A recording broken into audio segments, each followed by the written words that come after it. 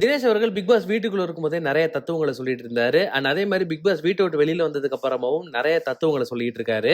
And இப்போ தினேஷ் அவர்கள் வந்து ஒரு தத்துவம் சொல்லியிருந்திருக்காரு. அந்த தத்துவம் என்ன அப்படின்னா, success always hugs you in private but failure always slabs you in public, that's வாழ்க்கை அப்படின்ற மாதிரி சொல்லியிருந்திருக்காரு. அதாவது சக்சஸ் அப்படின்ற ஒரு விஷயம் ஒருத்தரோட வாழ்க்கையில வந்து எல்லாருக்கும் தெரிஞ்ச மாதிரி நடக்காது. அது வந்து எல்லாருக்கும் தெரியாத மாதிரி தான் நடக்கும். ஆனால் ஃபெயிலியர் அப்படின்ற விஷயம் முச்சந்தில நிக்க வச்சு பொலார்னு கன்னத்துல அரைஞ்சா எப்படி இருக்குமோ அது மாதிரி தான் நம்மளோட ஃபெயிலியர்ஸ் எல்லாம் அமையும். அதுதான் நம்மளோட வாழ்க்கை அப்படின்ற மாதிரி தினேஷ் அவர்கள் இந்த கோட்ஸ்ல சொல்லி இருந்திருக்காரு. அண்ட் அது மட்டும் இல்லாம தினேஷ் அவர்கள் வந்து இதோட சேர்ந்து ஒரு பாடலையும் சேர்த்து சொல்லி இருந்திருக்காரு. அந்த பாடல்ல வந்து அவர் என்ன சொல்லி இருந்திருக்காரு அப்படின்னா, இது ஒரு ராஜாக்கள் காலம் அப்படின்ற மாதிரியான பாடல் தான் அது. அந்த பாடலை வந்து இந்த கோட்ஸோட சேர்ந்து அவர் கோட்டும் பண்ணி இருந்திருக்காரு. தினேஷ் அவர்கள் அவர் வாழ்க்கையில நிறைய கஷ்டங்களை அனுபவிச்சிருந்திருக்காரு.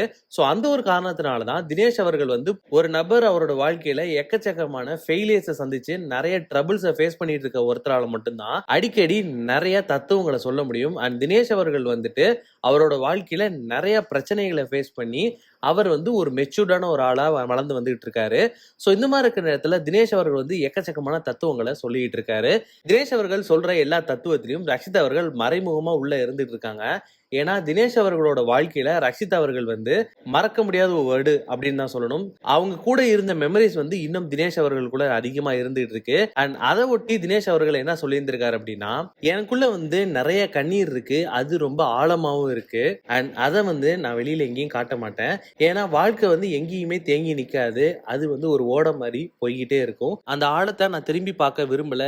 ஏன்னா நான் இப்போ இந்த உலகத்தோட உச்சியில இருக்கேன் அப்படின்ற மாதிரி தினேஷ் அவர்கள் இந்த கோர்ஸ் மூலியமா சொல்லியிருந்திருக்காரு. என்னதான் தினேஷ் அவர்கள் நான் ரக்ஷிதா விட்டு பிரிஞ்சுட்டேன், இனிமேல் ரக்ஷிதா கிட்ட நான் டிஸ்டர்ப் பண்ண மாட்டேன் அப்படின்னு சொல்லியிருந்தாலும் அவரோட எல்லா நடவடிக்கையிலுமே வந்துட்டு ரக்ஷிதா அவர்கள் மறைமுகமா உள்ள இருந்துட்டு இருக்காங்க அப்படின்றது தான் நிதர்சனமான உண்மை. ஸோ நீங்களா சொல்லுங்க, தினேஷ் அண்ட் ரக்ஷிதா இவங்க லைஃப்ல அடுத்து என்ன நடக்க போகுது அண்ட் என்னென்னலாம் நீங்க நடக்கணும்னு ஆசைப்படுறீங்க அப்படின்றத கீழே கமெண்ட் பாக்ஸ்ல கமெண்ட் பண்ணுங்க. மறக்காம வி டாக்கிஸ் யூடியூப் சேனலை சப்ஸ்கிரைப் பண்ணி அந்த பெல் ஐகானை தட்டி விட்டுருங்க.